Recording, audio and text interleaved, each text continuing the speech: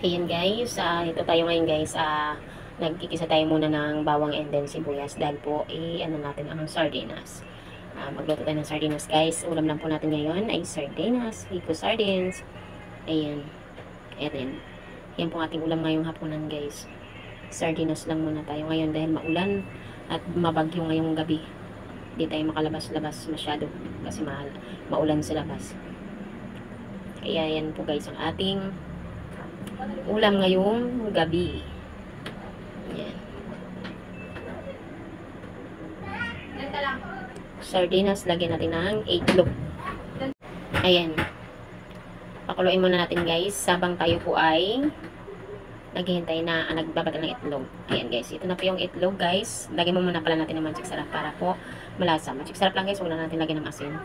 Kasi para matakam-takam lang ang ating lasa. Ayan. Ayan guys, ito din itlog guys na nilagyan ko ng binatil-batil ko po ay ito po yung nilagyan ko rin po ng magic sarap. Para ito lang po ay ating uulamin ngayong gabi. Wala po tayong maibang maisip guys na ulam kundi ito lang. At ayan guys, malapit na po maluto ang ating sardinas. Ayan, ayan. Hanggang dito na po ating video.